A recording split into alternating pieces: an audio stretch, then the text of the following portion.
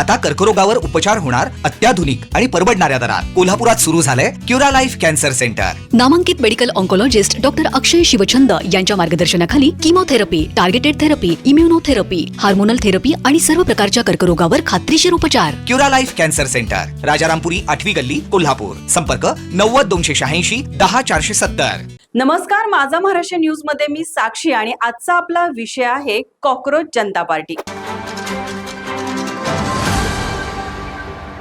आज सोशल मीडियावर सर्वाधिक चर्चेत असलेलं नाव म्हणजे अभिजित दिपके. कॉक्रोच जनता पार्टी या उपरोधिक डिजिटल पक्षामुळे ते अवघ्या काही दिवसातच प्रचंड व्हायरल झाले आहेत.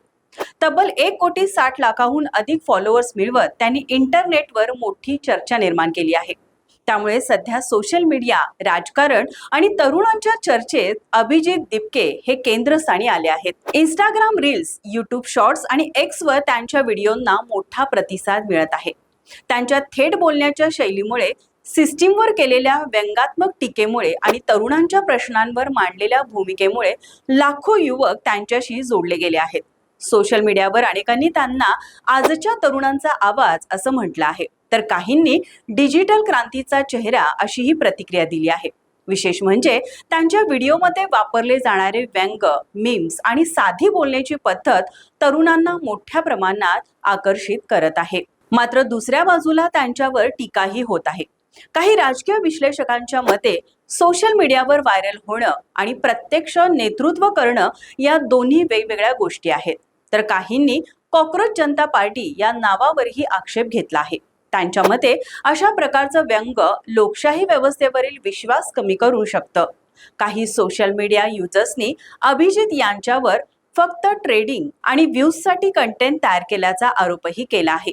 मिळालेल्या माहितीनुसार अभिजित दिपके यांनी पुण्यात पत्रकारितेचं शिक्षण घेतलं असून सध्या ते अमेरिकेतील बुस्टॉन युनिव्हर्सिटीमध्ये पब्लिक रिलेशन्स विषयात शिक्षण घेत आहेत. 2020 ते 2023 दरम्यान त्यांनी आम आदमी पार्टीच्या सोशल मीडिया टीममध्ये स्वयंसेवक म्हणूनही काम केलं होतं. दिल्ली विधानसभा निवडणुकीदरम्यान त्यांनी मीम आधारित डिजिटल प्रचार मोहिमांमध्ये सहभाग घेतल्याचंही सांगितलं जात आहे. 16 मे रोजी त्यांनी कॉक्रोच जनता पार्टीची स्थापना केली. हा पक्ष मीम्स, व्यंगात्मक पोस्ट आणि डिजिटल मोहिमांच्या माध्यमातून बेरोजगारी, पेपरफुटी, शिक्षण व्यवस्था आणि तरुणांच्या प्रश्नावर आवाज उठवत असल्याचं दिसून येत आहे. पक्षाच्या वेबसाईटवर 5 मागण्या, 0 प्रायोजक आणि हट्टी जनसमूह अशी हटकी ओळही लिहिण्यात आली आहे. तसेच पक्षात सहभागी होण्यासाठी बेरोजगार, आळशी आणि सोशल मीडियावर कायम सक्रिय असण्याची विनोदी अटही ठेवण्यात आली आहे. या संपूर्ण यशामागे एक भावनिक बाजूही आहे. अभिजित यांच्या वाढत्या लोकप्रियतेमुळे त्यांच्या आई वडिलांना अभिमान वाटत असला तरी सध्याचं राजकारण पाहता त्यांनी या क्षेत्रात जाऊ नये अशी त्यांची इच्छा असल्याचं सांगितलं जात आहे. एका बाजूला मुलाचं यश आणि दुसऱ्या बाजूला पालकांची चिंता, ही गोष्ट अनेकांना भावुक करून गेली आहे. आजच्या डिजिटल युगात मोबाईल स्क्रीनवर तयार होणारे चेहरे कधी राष्ट्रीय चर्चेचा विषय बनतात हे सांगता येत नाही. आणि अभिजित दिपके यांची कहाणी हेच दाखवून देते. आता देशभरात एकच प्रश्न चर्चेत आहे. अभिजित दिपके फक्त सोशल मीडिया स्टार राहणार की प्रत्यक्ष राजकारणात उतरून एखादा नवा प्रयोग करणार? याचं उत्तर येणारा काळच ठरवेल.